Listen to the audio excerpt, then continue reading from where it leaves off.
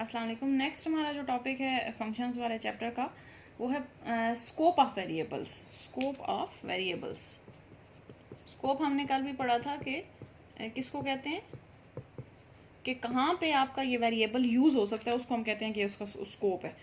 तो अब ये डिफरेंट इन्होंने स्कोप डिफाइन किए हुए हैं, जस्ट इनकी डेफिनेशन ही देखते हैं। प्रोसीजर लेवल वेरिएबल है। प्रोसीजर हमने पीछे पढ़ चुके हैं, प्रोसीजर जो है वो जैसे सब प्रोसीजर था, फंक्शन प्रोसीजर है, ठीक है। तो अब procedure level variable is declared inside a procedure and can be used only in that particular procedure. अब जैसे कल हमने एक प्रोग्राम किया था, जैसे फॉर एग्जांपल हमने किया था सम वाला, प्राइवेट सब सम, और यहाँ पे आप जो भी इसके पैरामीटर्स कर दें, x as integer and y as integer, ठीक है, ये हो गया, ठीक है, यहाँ पे आप इंटीजर, ठीक है। अच्छा, इसके अंदर अब हमने लिखा था कि एक वेरिएबल ले लिया z,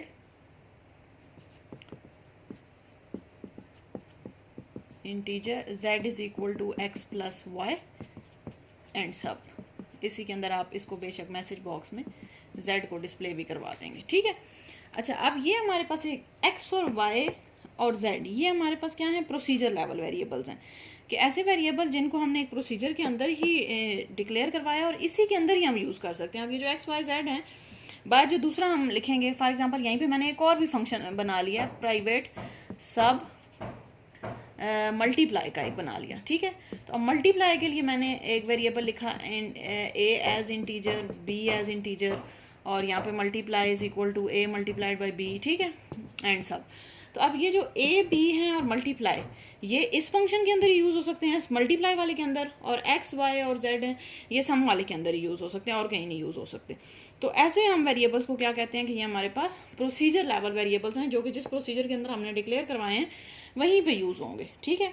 next, form level variable is general declaration section of form with dim statement, यानी कि आप जो हम नॉर्मल जो हम डिक्लेयर करवाते आ रहे हैं, जो आप फॉर्म के लिए डिक्लेयर करवाते हैं, यानी कि मेन जो आपका वो प्राइवेट सब कमांड वन क्लिक, उसके अंदर जो आप डिक्लेयर करवाते हैं वो हमारे फॉर्म लेवल वेरिएबल्स हैं, ठीक है।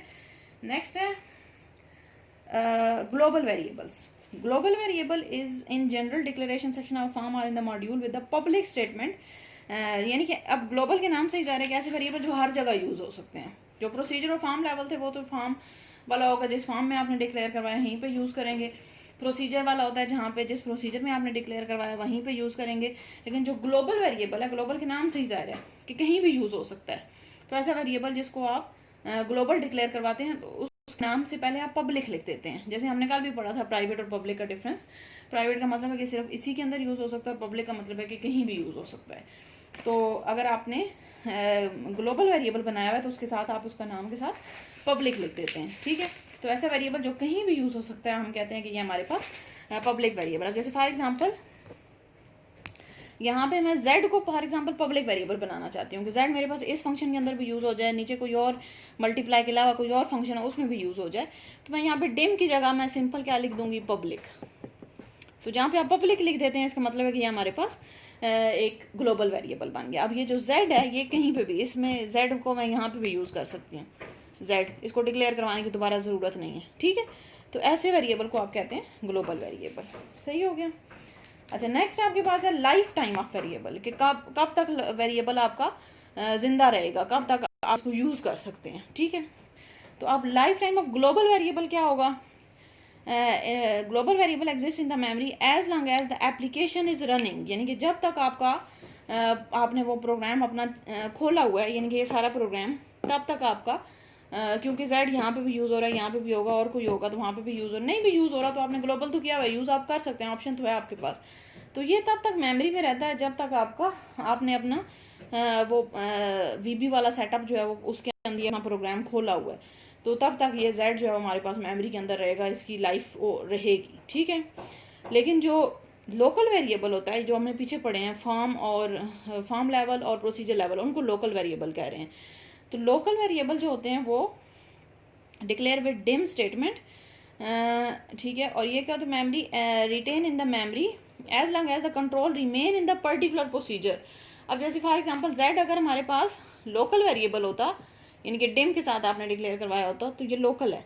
अब ये सिर्फ इसके अंदर ये इसके अंदर ही यूज़ हो सकता है, और इसका लाइफ टाइम भी क्या होगा, जब तक ये वाला फंक्शन आपका, ये वाला प्रोसीजर आपका एक्टिव है, यानी कि इसके अंदर आप काम कर रहे हैं, तब तक जेड जो है वो इसकी लाइफ है। ठीक है, जैसे ही आपने इस प्रोसीजर से आप इस प्रोसीजर पे आए तो जेड की लाइफ खत्म होगी। अब यहाँ पे इस प्रोसीजर में जेड को कोई नहीं जानता। ठीक है, अब आपको अगर जेड यूज़ करना तो आपको दोबारा से डिम जेड एज इंटीजर करके डिक्लेयर करवाना पड़ेगा, और वो भी क्या होगा, वो सिर्फ इसी के अंदर यूज़ हो सकता है, वो किसी और के अंदर यूज़ नहीं हो सकता। समझ आई ये चीज़? तो ये हमारे पास इसका लाइफ टाइम होता है कि वो कब तक मेमोरी में रहता है। तो ग्लोबल जो है वो तब तक रहेगा जब तक आपका पूरा प्रोग्राम ओपन है, और जो लोकल वेरिएबल है वो तब तक रहेगा जब तक आपका वो पर्टिकुलर प्रोसीजर ओपन है। अगर ये प्रोसीजर बंद कर दिया आपने, ख़त्म कर दिया, तो ये इसके सारे वेरिएबल जो लोकल आपने बनाए थे वो सारे ख़त्म हो जाएंगे। ठीक है, तो ये इनका लाइफ टाइम है।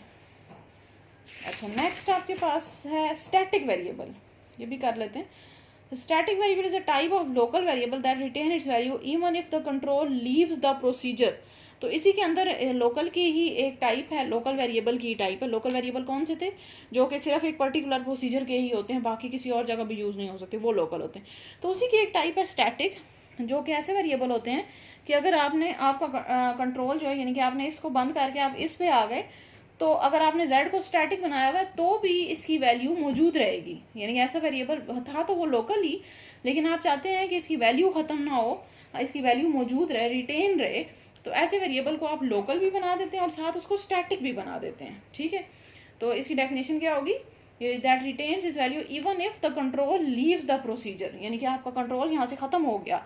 अगर आपने सिर्फ लोकल वेरिएबल बनाया हुआ था तो इसके सारे वेरिएबल भी साथ ही ख़त्म हो जाएंगे, लेकिन आपने अगर उस वेरिएबल को साथ ही स्टैटिक भी बना दिया तो फिर उसका कंट्रोल जो है वो, यानी कि वो वाला वेरिएबल ख़त्म नहीं होगा। वो स्टैटिक कैसे आप बनाते हैं, आप इसके पीछे डिम के बजाय आप लिख देते हैं स्टैटिक। अब ये है तो लोकल ही, लेकिन इसका हमारे पास जो स्कोप है वो ज़्यादा हो गया। अब अगर आपका ये वाला प्रोसीजर ख़त्म भी हो जाता है तो भी आपका ये z वाला वेरिएबल एक्टिव रहेगा, इसकी लाइफ रहेगी। ठीक है, तो ऐसे वेरिएबल को हम कहते हैं कि हमारे पास स्टैटिक वेरिएबल है।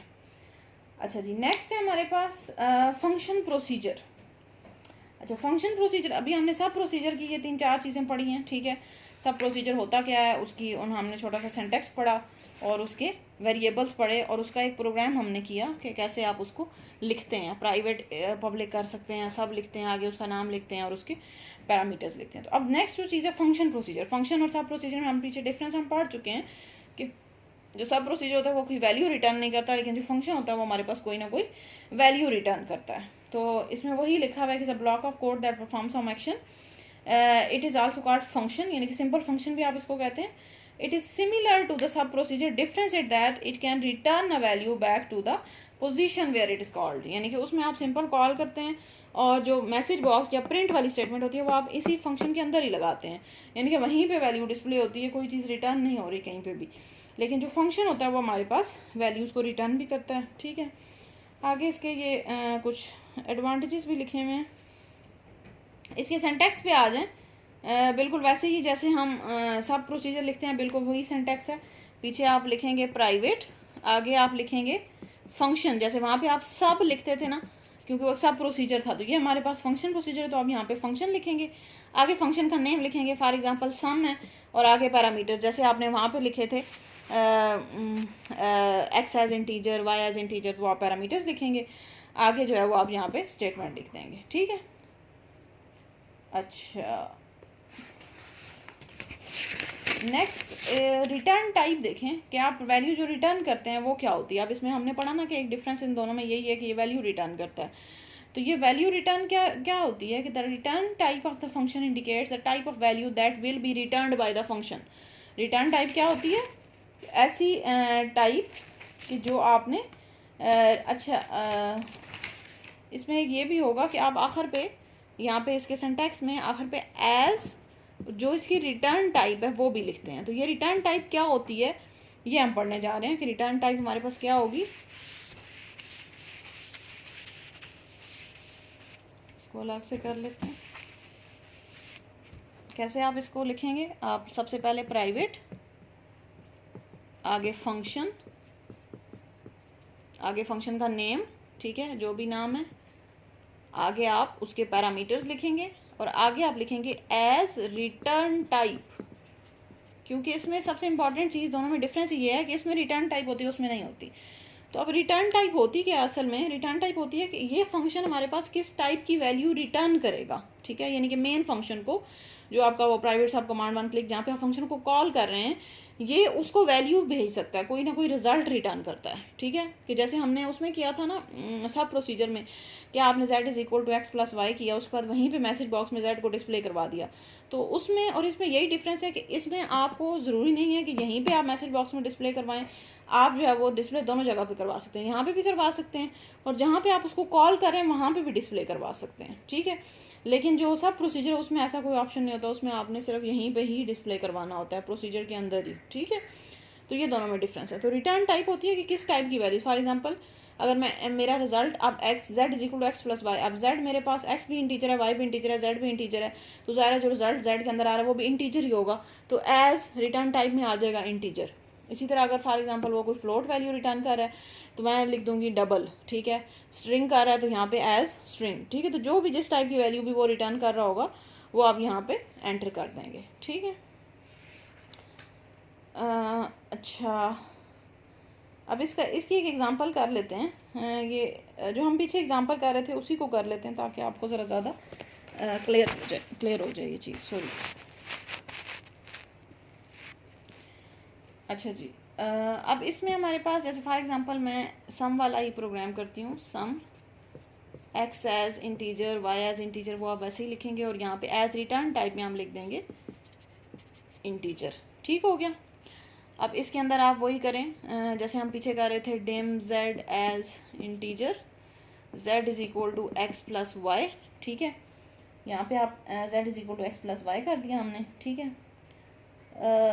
अब आप क्या करेंगे कि दूसरा वही इसको एंड कर दें, एंड सब।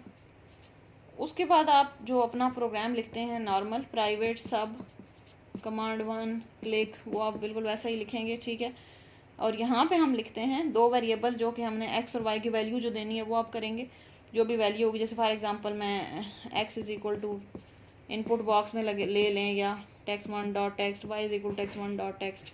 आप यहाँ पे इनके नाम एक्स वाई भी रख सकते हैं, चेंज भी कर सकते हैं, हमारी पहले भी ये कल बात हुई थी, ठीक है। और उसके बाद आप इसको कॉल कैसे करते हैं आप अच्छा, इसको कॉल करने का जो तरीका है वो थोड़ा डिफरेंट होता है। आप इसके लिए वेरिएबल बना लें, फॉर एग्जांपल मैंने बना लिया जेड, आप जैसे वहाँ पे जेड था तो यहाँ पे मैंने जेड ही रख लिया, आप चेंज भी कर सकते हैं, ठीक है। क्योंकि हमने ये लोकल वेरिएबल है, ये सिर्फ ये इसके अंदर यूज़ हो रहा है वो उसके अंदर यूज़ हो रहा है, तो कोई फ़र्क नहीं पड़ता, ठीक है। इज इक्वल टू आप उसका नाम लिखेंगे फंक्शन का, फंक्शन का नाम क्या है, सम, और उसके अंदर जो वैल्यू आपने भेजी है एक्स और वाई, यानी कि एक्स और वाई के अंदर जो भी यूज़र वैल्यू एंटर करेगा। तो अब ये जो जेड है ये हमारे पास यहाँ से इस फंक्शन से रिटर्न होकर यहाँ पे आ गया, और जो मैसेज बॉक्स जो आप उसमें वहाँ पे लगा रहे थे वो आप यहाँ पे इसमें यहाँ पे लगा सकते हैं, मैसेज बॉक्स में आप जो है वो जेड को डिस्प्ले करवा दें और एंड सब। बस यही डिफरेंस है दोनों में, फंक्शन और प्रोसीजर में, कि उसमें आपने जो मैसेज बॉक्स है वो यहीं पे लगा के जेड को साथ ही डिस्प्ले करवा दिया। इसमें आपके पास ये ऑप्शन होता है कि आप इस तरह से इसको कॉल करेंगे, उसमें आप सिंपल लिखते हैं कॉल और आगे फंक्शन का नाम और वेरिएबल्स। यहाँ पे हम क्या करेंगे, जो वेरिएबल के अंदर आपने वैल्यू लेनी है, क्योंकि ज़रा हमने डिस्प्ले करवानी है तो किसी ना किसी वेरिएबल के अंदर ही लेंगे, तो उस वेरिएबल को आप जो है वो इक्वल करके फंक्शन को कॉल करते हैं और साथ फिर रिजल्ट डिस्प्ले करवाते हैं, ठीक है। तो ये हमारे पास इन दोनों के बीच में डिफरेंस है छोटा सा, फंक्शन और सब प्रोसीजर के बीच में, ठीक है। आगे हमारे पास है आर्ग्यूमेंट पासिंग मैकेनिज्म, दो तरह के होते हैं, ये इतने कोई इंपॉर्टेंट नहीं है। पास बाय रेफरेंस है और पास बाय वैल्यू है। रेफरेंस का मतलब है कि आप उसके एड्रेस के थ्रू पास करते हैं, और वैल्यू है कि आप डायरेक्ट वैल्यू जो है वो पास कर देते हैं। इसको रहने दें बेशक, ये इतना कोई इंपॉर्टेंट नहीं है। आगे ये डिफरेंस बिटवीन सब प्रोसीजर एंड फंक्शन प्रोसीजर, ये हम कर चुके हैं एक दफ़ा, फिर भी बेशक आप इसको देख सकते हैं कि सब प्रोसीजर इज डिक्लेयर्ड विद सब keyword and function procedure, function को आप डिक्लेयर करते हैं फंक्शन कीवर्ड के साथ। Next right can not return a value, और जो फंक्शन होता है वो रिटर्न कर सकता है, ये तो मेजर डिफरेंस है। और जो सब प्रोसीजर होता है इसको आप कॉल का कीवर्ड यही लिखते हैं ना, यहाँ पे कॉल आगे फंक्शन का नाम और पैरामीटर, यहाँ पे आपको कोई कॉल का कीवर्ड नहीं लिखना पड़ता, आप सिर्फ उसका नाम लिख के, लेकिन यहाँ पे क्या होता है कि आपको वेरिएबल साथ लिखना पड़ता है जिसके अंदर आप उसको कॉल कर रहे हैं, ठीक है।